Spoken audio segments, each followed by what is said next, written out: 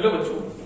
तो बच्चों आज से हम लोग शुरू करने जा रहे हैं अपने क्लास 12th का टॉपिक, जिसमें बच्चों मैं आपसे इस महीने पूरी की पूरी क्लास 12th अपने इस चैनल पर डाल दूंगा और शुरुआत करूंगा मैं अपने चैप्टर जिसका नाम है चैप्टर 2, हमारी पहली पार्ट का बुक का सॉल्यूशन। और बच्चों ये सारे कंटेंट आपको फ्री ऑफ कॉस्ट हमारे चैनल पे अवेलेबल होंगे। जल्द से जल्द हम कोशिश कर रहे हैं कि पर डे एक चैप्टर, कोशिश हमारी यही है, लेकिन फिलहाल हम देखते हैं हम कहां तक कर सकते हैं। जितने भी आपके पहले क्लास 12th के पहली बुक में जो चैप्टर्स हैं, जैसे कि हमारे सॉलिड स्टेट से लेकर के कोऑर्डिनेशन तक, और क्लास 12th की दूसरी बुक में चैप्टर्स हैं फ्रॉम हेलो एल्केन से लेकर के लास्ट जो इस साल आ रहा है हमारा अमाइंस, तो उन सब के चैप्टर्स को हम अपलोड कर देंगे। बाद में जो बाकी बचे क्लास 12 के चैप्टर्स होंगे वो भी अपलोड करेंगे, लेकिन फिलहाल जो इस साल सिलेबस में है उसके साथ साथ जो सिलेबस में नहीं है वो भी, क्योंकि छोड़ तो सकता नहीं, कुछ वीडियो पूरी कवर करूंगा, आप अपनी इच्छा अनुसार उससे चीजें उठा लीजिएगा। फिलहाल आइए शुरू करते हैं चैप्टर जिसका नाम है सॉल्यूशन। इस चैप्टर में बेटा सबसे पहले हमें जानना पड़ता है कि सॉल्यूशन का मतलब क्या होता है। What is meaning bye solution? Solution का मतलब होता है जब हम दो या दो से अधिक चीजों को किसी भी जगह पर मिलाते हैं, घोलते हैं, तो उसे हम कहते हैं सॉल्यूशन। सॉल्यूशन कई तरह के होते हैं, होमोजेनस सॉल्यूशन, हेटेरोजेनस सॉल्यूशन। फिलहाल अपन जो पढ़ने जा रहे हैं वो होमोजेनस सॉल्यूशन होगा। होमोजेनस सॉल्यूशन, और वो भी बाइनरी सॉल्यूशन के बारे में पढ़ने जा रहे हैं। होमोजेनस बाइनरी सॉल्यूशन वो सॉल्यूशन होता है जिसमें दो कंटेंट को मिला दीजिए और फिर उसको अलग कर पाना आसान नहीं होता, कह सकते हैं या तो इम्पॉसिबल होता है अलग कर पाना बाय किसी और नॉर्मल फिल्ट्रेशन मेथड से। मतलब जो पूरी तरह से मिल जाए किसी भी सब्सटेंस में, किसी भी सॉल्वेंट में, जो पूरी तरह से मिल जाए, 100% डिसोसिएट हो जाए, तो उसे हम कहते हैं होमोजेनस सॉल्यूशन। सॉल्यूशन बेटा दो चीजों से मिल करके बना होता है। एक होता है बेटा सॉल्यूट और दूसरा होता है बेटा सॉल्वेंट। एक होता है सॉल्यूट, दूसरा होता है सॉल्वेंट। सॉल्यूट वो होता है जो मिलाया जाता है, बेटा याद रखना, सॉल्यूट वो होता है जो मिलाया जाता है, और सॉल्वेंट वो होता है जिसमें मिलाया जाता है। सॉल्वेंट वो होता है जिसमें मिलाया जाता है। बेटा ध्यान रखना, सॉल्यूट क्या होता है? जो मिलाया जाता है। सॉल्वेंट वो होता है जिसमें मिलाया जाता है। यहीं से चैप्टर को आगे बढ़ाते हुए हम बात करेंगे कि जब मैंने कहा कि होमोजेनस सॉल्यूशन वो होता है, इसे फ्रैक्शनल डिस्टिलेशन मेथड से अलग कर पाना बहुत मुश्किल होता है और पूरी तरह से सॉल्यूशन पूरी तरह से डिसॉल्व हो जाता है और हम अपने नेकेड आई से उसके सॉलिड पार्टिकल को देख नहीं पाते। ऐसे सॉल्यूशन को अपन कहते हैं होमोजेनस सॉल्यूशन। अब बात करते हैं, कोई सॉल्यूशन बनाते हैं बेटा, तो उसमें कुछ चीजें आती हैं। जैसे पूछा जाता है बताइए इसका कॉन्सेंट्रेशन कितना है, इसमें इसका अमाउंट कितना है। इन सबको निकालने के लिए हम कुछ कॉन्सेंट्रेशन टर्म्स की बात करते हैं। शुरुआत करेंगे उन्हीं से, कुछ कॉन्सेंट्रेशन टर्म्स से शुरुआत करेंगे। कॉन्सेंट्रेशन टर्म, और इन कॉन्सेंट्रेशन टर्म्स को मैं दो कैटेगरी में क्लासिफाइड करने जा रहा हूं। एक मान लो कोई ए है और दूसरा कोई मान लो बी है। मैं ए में रखूंगा जो टेम्परेचर इंडिपेंडेंट होंगे, बेटा जो टेम्परेचर इंडिपेंडेंट होंगे वो आएंगे ए में, और बी में आएंगे जो टेम्परेचर डिपेंडेंट होंगे। जो टेम्परेचर डिपेंडेंट होंगे वो आएंगे बी में। ए में किसको रखा बेटा? जो टेम्परेचर पर डिपेंड करता है, और बी में किसको रखा बच्चा? टेम्परेचर पर डिपेंड नहीं करता। वो ऐसे कौन कौन सी चीजें हैं जो हम टेम्परेचर पर डिपेंड करती हैं, ऐसी कौन सी चीजें टेम्परेचर पर डिपेंड नहीं करती? आइए सबसे पहले बात करते हैं ऐसी कौन सी चीजें टेम्परेचर पर डिपेंड नहीं करती। बड़ा याद रखना, जिस भी फॉर्मूले में वॉल्यूम का रोल आएगा वो टेम्परेचर पर डिपेंड करेगा, और जिस फॉर्मूले में वॉल्यूम का रोल नहीं आएगा वो टेम्परेचर पर डिपेंड नहीं करेगा। कौन कौन से? जैसे परसेंटेज बाई वेट आपसे पूछता है। एक टर्म लिखा होता है परसेंटेज बाई मास या परसेंटेज बाई वेट। दूसरा टर्म होता है बेटा हमारे पास मोल फ्रैक्शन। दूसरा होता है बेटा हमारे पास मोल फ्रैक्शन।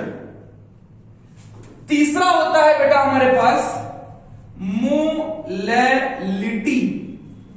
और चौथा होता है बेटा हमारे पास पीपीएम, पार्ट्स पर मिलियन। ये सारी वो चीजें हैं जो टेम्परेचर पर डिपेंड नहीं करती हैं। और टेम्परेचर पर डिपेंड करने वाली कौन कौन सी चीजें हैं बेटा? सबसे पहले परसेंटेज बाई वॉल्यूम। पहली है परसेंटेज बाई वॉल्यूम। दूसरा है बेटा percentage weight by volume. Percentage weight by volume. तीसरा है बेटा मोलैरिटी। और चौथा है बेटा नॉर्मेलिटी। नॉर्मेलिटी क्लास 12 के सिलेबस में नहीं है, लेकिन हमारे नीट और जेई के सिलेबस में है नॉर्मेलिटी। इसके बारे में भी अपन बात करेंगे, छोड़ेंगे अपन कुछ नहीं, पढ़ेंगे सब कुछ। तो आइए शुरू करते हैं। सबसे पहले हम ऐसी चीजों की बात करेंगे जो टेम्परेचर पर डिपेंड करती हैं, फिर मैं उन चीजों पे आऊंगा जो टेम्परेचर पर डिपेंड नहीं करती हैं। इसको नोट कर ले, आगे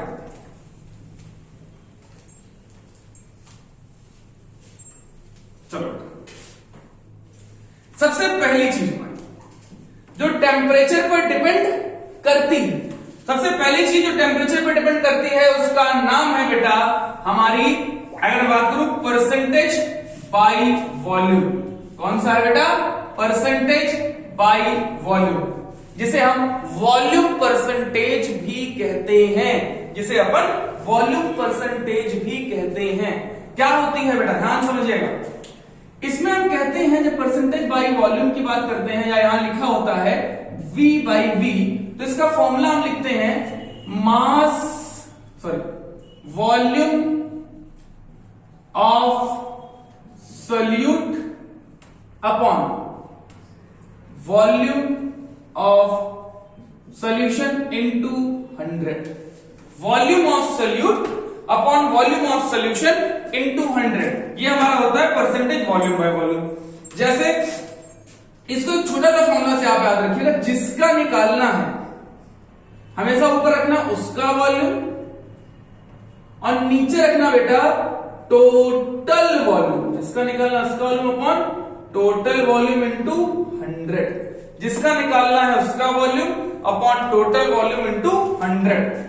अब बेटा थोड़ा ध्यान दो, इसमें थोड़ा ध्यान दो हमारे, कि मान लो जैसे हमारे पास कोई क्वेश्चन है, मान लो हमारे पास बेटा कोई क्वेश्चन आ गया और उस क्वेश्चन में हमसे पूछता है कि बताइए find if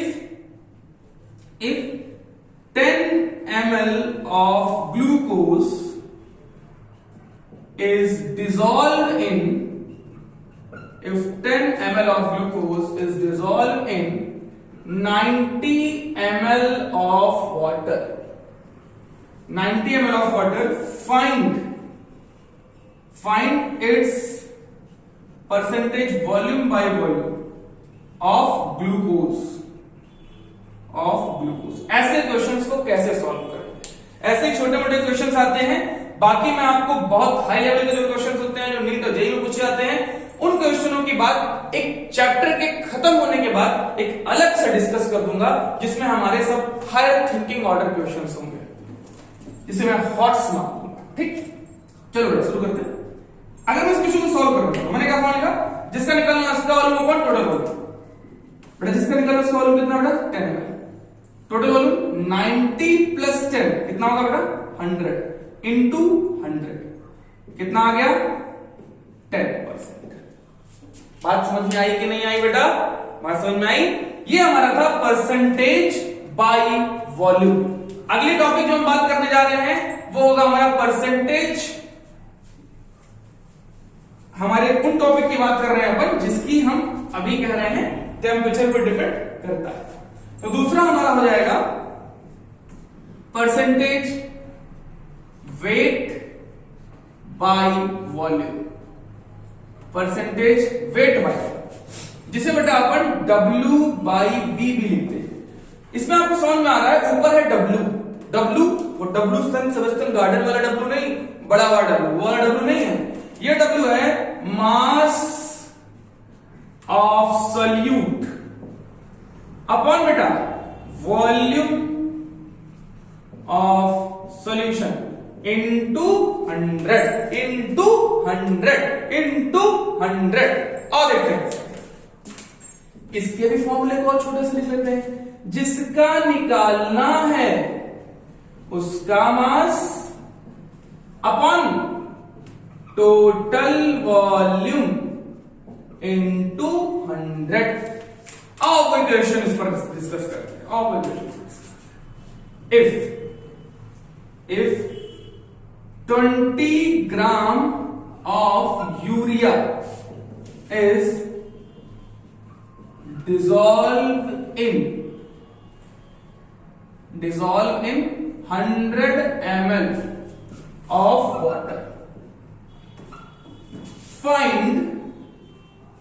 find percentage weight by volume of urea।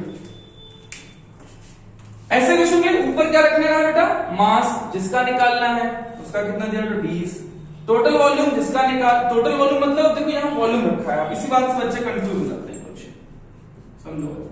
ऊपर क्या रखोगे 20, नीचे क्या रखोगे, नीचे आप सिर्फ वॉल्यूम मतलब ये 100 रखोगे। क्यों? आप सब जानते हो 2 यूनिट्स का सम नहीं किया जा सकता, 2 यूनिट्स का सम बेटा नहीं किया जा सकता, तो अलग अलग यूनिट्स है। अगर ये ml है और ये ग्राम है, इनको आप जोड़ नहीं सकते, तो यहां पर जो वॉल्यूम आएगा सिर्फ यही होगा, इनटू 100 करोगे तो जब यहां पर निकल के आएगा वो 20% निकल के आएगा। बात समझ में? इन आसान सा वैल्यू ले रहा हूं, ये ऊपर नीचे कुछ चली आती है, फ्रैक्शंस में वैल्यू आ सकती हैं, मैं इस वजह से ले रहा हूं कि आपको ये चीज समझ में आए। आप ये चीज समझ जाइए, फिर एनसीईआरटी खोलिए, एनसीईआरटी के क्वेश्चंस लगवाइए, मैं पूरी एनसीईआरटी के क्वेश्चंस भी लगवाऊंगा और फुल्ली एनसीईआरटी डिस्कस करूंगा। ठीक, आइए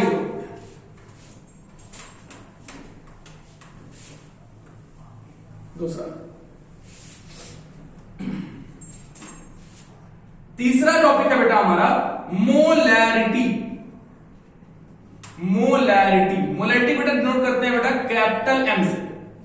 किससे डिनोट करते हैं? कैपिटल। तो इसका फॉर्मूला होता है, इसको कहते हैं number of moles of solute in 1 litre of solvent, in 1 litre of solution, या सॉल्वेंट यूज नहीं करेंगे, सॉरी, मोलैरिटी और सॉल्वेंट का यूज करते हैं, ये बात बहुत ध्यान रखने वाली बात है। 1 लीटर ऑफ सोल्यूशन, इसका फॉर्मूला क्या निकल के आएगा, N/V in litre, N/V in litre. N क्या है बेटा यहां पर? N है बेटा मोल्स, N क्या है बेटा यहां पर? मोल्स, और V क्या है बेटा यहां पर? वॉल्यूम। बचपन में अपन ने फॉर्मूला पढ़ रखा है, कक्षा 9 में, 10 में, 11 में हमने मोल का फॉर्मूला पढ़ रखा है। मोल निकालने का फॉर्मूला क्या होता है? Given mass upon molar mass. ये सिंपल सा फॉर्मूला पढ़ा था हमने, W/M। उसी फॉर्मूले को यूज करके इस फॉर्मूले को अपन और खोल सकते हैं। N को खोलो बेटा, W N की जगह पे M लिख दे रहे हैं। वॉल्यूम लीटर में अगर इसको मिलीलीटर में कन्वर्ट कर दूं, VML कर दूं, तो ऊपर 1000 से डिवाइड हो जाएगा, क्योंकि यूनिट क्या है, कम से हम चाहे ज्यादा को है, हम कम से ज्यादा में जाना चाहते हैं, क्या करेंगे? डिवाइड करेंगे। अब याद रखिए, कम से ज्यादा जाने के लिए क्या करते हैं? डिवाइड करते हैं, तो ऊपर 1000 से डिवाइड कर देंगे, जहां 1000 डिवाइड तो ऊपर चला मल्टीप्लाई हो जाएगा। तो फॉर्मूला क्या बन गया? W into 1000 upon N into VML। विमल, पान असर आता है विमल, लेकिन वो नहीं है, ये वॉल्यूम है जिसको हम ml में लेंगे। आइए बेटा क्वेश्चन में एक क्वेश्चन है बेटा हमारा, जैसे मान लो हमारे पास कोई क्वेश्चन आता है कि if 40 gram of NaOH is dissolved in 400 ml of water। NCERT में इससे मिलता जुलता क्वेश्चन दिया, मैं वैल्यू थोड़ी आसान करके सिंप्लीफाई करके वैल्यू उठा रहा हूं। 40 gram of vinegar dissolved in 400 ml of water. Find its concentration. बेटा कॉन्सेंट्रेशन को भी मोलैरिटी कहते हैं, अगले चैप्टर में सिखाऊंगा कि इसको ऐसे दो स्क्वायर ब्रैकेट ऐसे लगा करके डिनोट करते हैं कॉन्सेंट्रेशन, आपको केमिकल काइनेटिक्स में सीखने को मिलेगा। फिलहाल ये आपके सामने है, आइए इस क्वेश्चन को सॉल्व करते हैं। गिवन मास कितना होता है 40। NaOH का मोलर मास कितना होता है? NaOH का मोलर मास कितना होता है? 40 होता है। हमें वॉल्यूम कितना दिया है बेटा? 400। इसी फॉर्मूला लिख दो बेटा 400, और ऊपर किस तरह टूला जाएगा 1000, ये रखा ना फॉर्मूला 1000। ये कट गया अपना, ये कट गया अपना, और आ गया 0.4 मोल पर लीटर। बात समझ में आई कि नहीं है? कितना आसान सा क्वेश्चन है मोलरिटी का। अगला जो अपन बात करने जा रहे हैं वो है हमारी नॉर्मेलिटी। वो है हमारी नॉर्मेलिटी। बहुत ज्यादा आपके सिलेबस को आपका टाइम बहुत ज्यादा नहीं लूंगा, कोशिश में रहेगी लगातार आपका बहुत टाइम वेस्ट ना हो और आप चीजों को अच्छे से समझ सको। जहां चीजें समझ में नहीं आएंगी आप मुझसे पर्सनली भी पूछ सकते हो उन चीजों को। मैं डिस्क्रिप्शन में अपना नंबर दे दूंगा, व्हाट्सएप नंबर। आप पर्सनली अगर जो चीज समझ में नहीं आती आप मुझसे पर्सनली व्हाट्सएप करके भी मुझसे पूछ सकते हो, ठीक है। आइए अगला बेटा हमारा नॉर्मेलिटी। बेटा normality is nothing, it is same as molarity. Normality कुछ खास नहीं होता, सेम एज मोलैरिटी ही होता है। कह दो अलग नाम क्यों दिया? बेवकूफ है क्या? नहीं नहीं बेवकूफ नहीं है। एक्चुअली आपने एक टर्म सुना होगा, मैं आपको समझा देता हूं। EF, EF means empirical formula. Empirical formula. Empirical formula क्या होता है? Simplest formula. सिंपलेस्ट फॉर्मूला मतलब जैसे मान लो बेंजीन है, इसका फॉर्मूला C6H6 होता है। इसको सिंपलेस्ट फॉर्मूला क्या निकल गया? 6 से डिवाइड कर दो, CH निकल गया। ये सिंपलेस्ट है। तो ये सब क्या पढ़ाया गया? ये इसलिए से पढ़ा रहा हूं क्योंकि यहां पर हम इक्विवेलेंट वेट रखेंगे, मॉलिक्यूलर वेट नहीं रखते, यहां पर इक्विवेलेंट वेट रखते हैं। इक्विवेलेंट कई तरह के होते हैं जिसको मैं आपको मोल कॉन्सेप्ट वाले चैप्टर में सिखाऊंगा। इक्वल N into V को भी कहते हैं, नॉर्मेलिटी इनटू वॉल्यूम को भी कहते हैं। इक्विवेलेंट हमारा वेट अपॉन इक्विवेलेंट वेट भी होता है। तो आइए हम इस फॉर्मूले में समझते हैं कि नॉर्मेलिटी में क्या है। नॉर्मेलिटी का फॉर्मूला जब लिखेंगे तो W into 1000 जैसे मोलैरिटी का लिखा, सेम है। बस यहां पर जो मॉलिक्यूलर मास रखेंगे वो मॉलिक्यूलर वेट रखेंगे, इक्विवेलेंट वेट। कौन सा वेट रखा? इक्विवेलेंट इनटू वही अपना V1 VML। बस यही सिंपल सा डिफरेंस है। अब कहते सर ये नया टॉपिक क्या लिया आपने? इक्विवेलेंट वेट क्या होता है? इक्विवेलेंट वेट भी सिंपलेस्ट वेट होता है। इसको निकालने का तरीका होता है molecular weight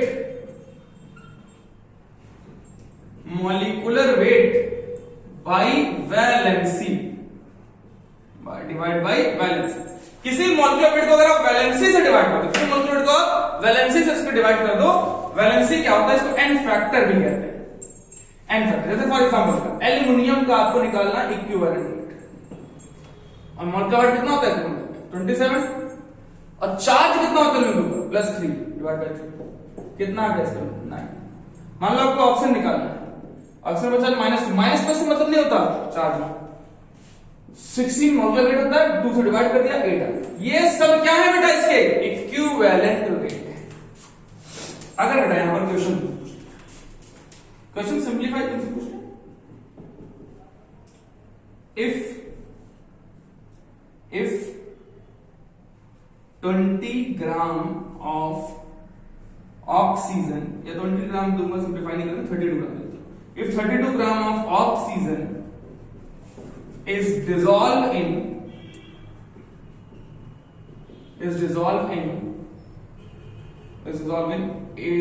80 gram of water,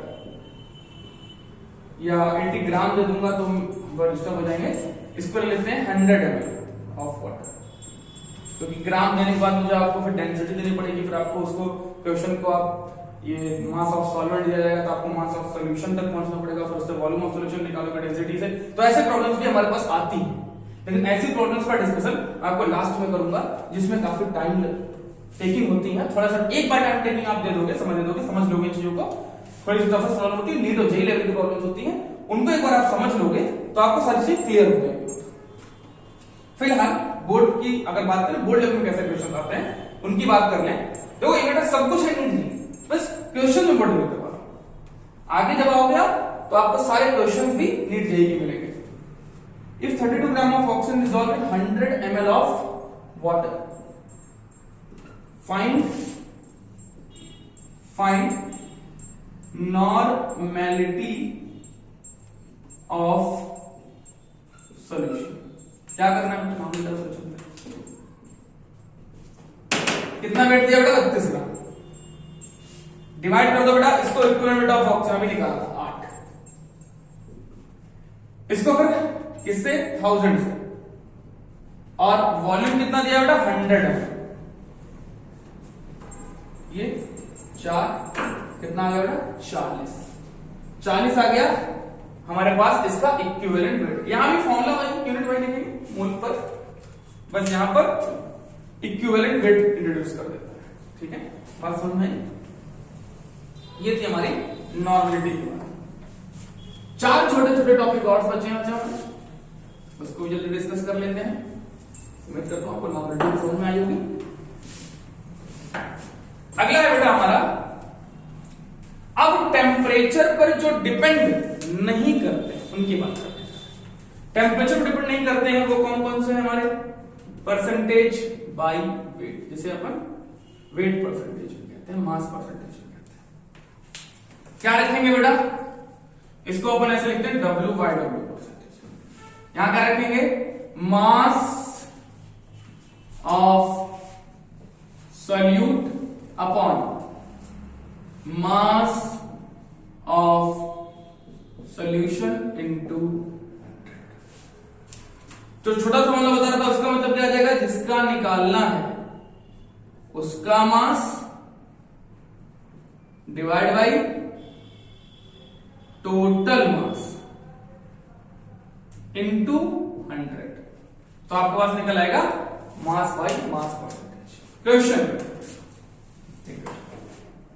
मान लो पूछा गया तुमसे 80 gram of sucrose is dissolved in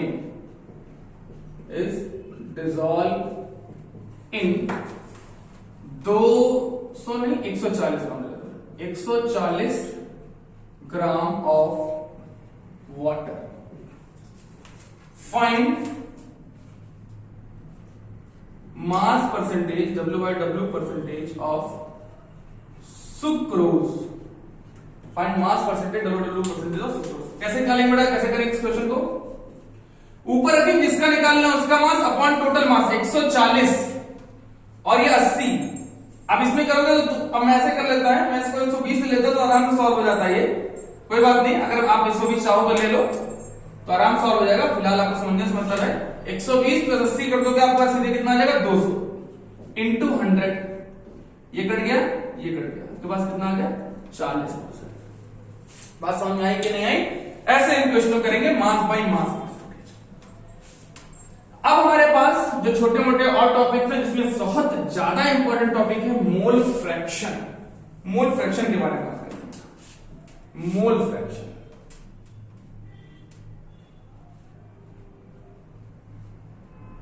mole fraction simple होता है ऐसे, जाई कहते हैं इसको, कुछ लोग एक्स भी बोलते हैं, कुछ भी बोल सकते हैं। मोल फ्रैक्शन देखो बेटा, आप सब जानते हो परसेंटेज की मैक्सिमम वैल्यू क्या होती है? 100। फ्रैक्शन की मैक्सिमम वैल्यू बेटा याद रखना 1 होती है।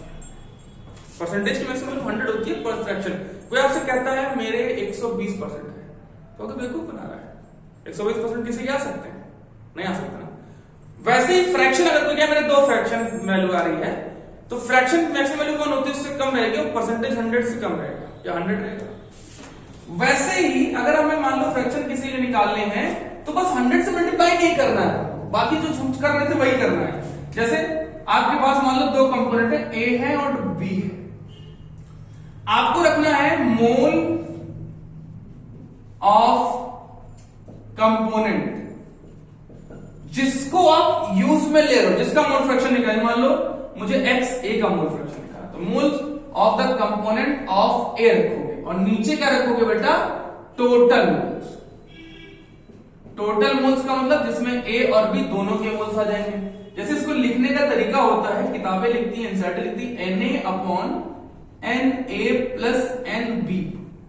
और मान लो आपको मोल फ्रैक्शन ऑफ बी पता करना है, तो आपके जितना भी ये वैल्यू आएगी उसमें 1 से इसको माइनस कर दो, तो आपके पास मोल फ्रैक्शन ऑफ बी भी आ जाएगा। चाहो तो इस फॉर्मूले को भी यूज कर लो, काहे इतना लंबा जाओगे यार, सीधे उठाओ रखो खत्म करो। दो से अधिक चीजें दी होती है तब अपन निकालना पड़ता है। अब मान लो इस पर कोई क्वेश्चन करते हैं, इस पर एक क्वेश्चन मान लो हमारे पास दिया है 180 gram of water is dissolved in 180 gram of water is dissolved in 78 gram of अगर मैं बेंजीन लूंगा तो बेंजीन में डिसॉल्व होगा नहीं, मैं कोई और लेता हूं 180 gram of glucose. Find mole fraction of water and glucose. Find mole fraction of water and glucose. आइए निकालते मोल फ्रैक्शन ऑफ वाटर। क्या रखोगे, आपको पहले मोल निकालने पड़ेंगे मोल फ्रैक्शन के लिए। तो सबसे पहले आप मोल्स ऑफ वाटर निकाल लो। कितना वेट दिया 180, आपको मोल का फॉर्मूला बता चुका हूं, जिसका given mass upon molar mass. Molar mass of water 18 divide कर दिया, कितना आ गया 10। अगर आपको निकालने हैं मोल्स ऑफ ग्लूकोज, तो ग्लूकोज के मोल आसानी से निकाल सकते हो। 180 वेट दिया है और जो ग्लूकोज का मोलर मास होता है वो भी 180 होता है। कितना क्या बना, मोल फ्रैक्शन निकालना है, जिसके निकालने वाटर के निकालने, वाटर के मोल ऊपर रखो, नीचे टोटल मोल रखो। 10 प्लस 1 11, 10 अपॉन 11। अब हम मोल फ्रैक्शन ऑफ निकालना है आपको ग्लूकोज का। कुछ नहीं बेटा, 1 से माइनस कर दो ना, काहे इतना टेंशन लो। 11 हो गया 1 बात समझ में आई कि नहीं? ठीक, तो ये हमारा है मोल फ्रैक्शन का छोटा सा कॉन्सेप्ट। इसमें भी बहुत अच्छे अच्छे क्वेश्चन निकल के आते हैं। एक एनसीईआरटी ने क्वेश्चन दिया है कि 80% of glucose is dissolve in this, किसी में डिसॉल्व कर दिया गया, यूरिया में किसी में डिसॉल्व कर दिया गया, पूछा गया मोल फ्रैक्शन। तो वहां पर क्वेश्चन में आप परसेंटेज को वेट मान लो, परसेंटेज को वेट मान लो और उसको वहीं पे सॉल्व करो। परसेंटेज को क्या मान लो, वेट मान लो, और परसेंटेज को वेट मान के उसका मोल निकाल लो। और मोल जब एक का निकल जाए तो 80% दिया है, बाकी जो बचा हुआ होगा वो 20 होगा। उसमें दिया है एनसीईआरटी में क्वेश्चन दिया है, मान लो मैं भी उससे मिलता जुलता क्वेश्चन उठाऊं, अगर 80% weight by weight of glucose is dissolved in water, find mole fraction of, मान लो मैं ग्लूकोज का निकालना है, वाटर दोनों का निकालना है, glucose and water. Question solve करने का अप्रोच 80% दिया है। 80% का मतलब यहां पर आप मान लो तुरंत 80 ग्राम क्या है हमारे पास ग्लूकोज है, और जो बच गया वो 20 ग्राम क्या है बेटा हमारे पास वाटर है। अगर मान लो ये भी ना दिया हो तब भी आप यूनिवर्सल सॉल्वेंट मान के चलते, कुछ ना दिया हो तो वाटर मान के चलते हो। इसका मोल निकाल लो, ग्लूकोज का मोल निकाल लो, 80 डिवाइड बाई अभी मैंने बताया 180। वाटर के मोल निकाल लो, 20 डिवाइड बाई 18। दोनों के मोल आ गए। अब जिसके निकाले, जिसके जितने भी मोल आएंगे उसको दोनों को जोड़ करके नीचे रख देना, आंसर आपके हाथ में आ जाएगा। बात समझ में आई? ठीक, चलो ये हमारा हो गया मोल फ्रैक्शन। अब अगली बात करते हैं अपन, मोल फ्रैक्शन हमारा हो गया। अब बचा है हमारे पास एक ppm, पार्ट्स पर मिलियन। कुछ किताबों में कुछ जगहों पर कॉन्सेप्ट दिया है पीपीबी का भी, पार्ट्स पर बिलियन का। फिलहाल अपने सिलेबस में पार्ट्स पर मिलियन है, तो हमें पार्ट्स पर मिलियन से बेटा मिलियन का मतलब है लाख, इतने लाख, 10 लाख में बात करते हैं इसको, 10 की पावर 6 में बात करते हैं। कुछ नहीं है, सिंपल सा है। पार्ट्स पर मिलियन का मतलब ये होता है जब कभी सोल्यूट का अमाउंट, जब भी कभी सोल्यूट का अमाउंट सॉल्वेंट के कंपैरिजन में बहुत बहुत बहुत कम होता है।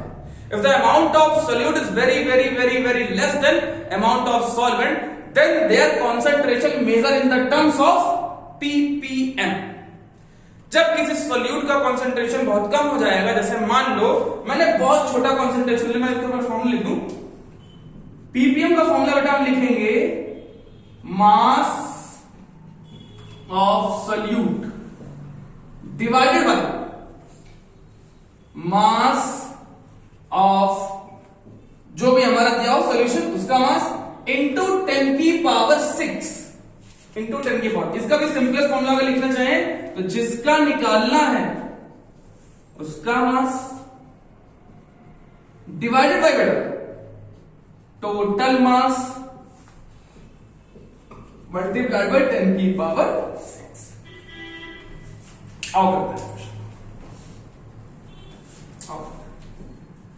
जैसे मान लो हमें दे दिया 0.002 gram of glucose is dissolved in 2000 gram of water. Find their concentration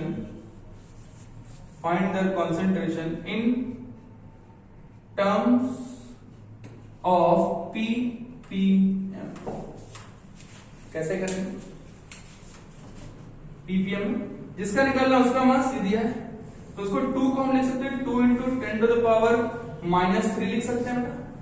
ऊपर दिया है उसको रखते हैं 2 इंटू 10 की पावर +3 लिखते हैं।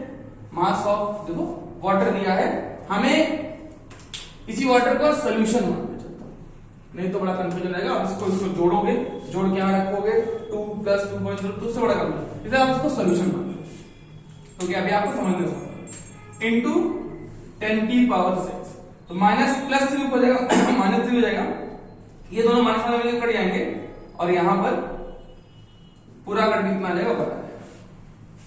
तो बेटा ये था हमारा कॉन्सेप्ट ऑफ पीपीएम। तो हमने यहां तक बात अपनी खत्म की, और अगला जो टॉपिक देंगे आपको, जो अगला वीडियो है वो बनाएंगे सॉल्युबिलिटी पर। देन उसके बाद और टॉपिक्स की बात करेंगे। यहां तक के लिए बहुत बहुत धन्यवाद।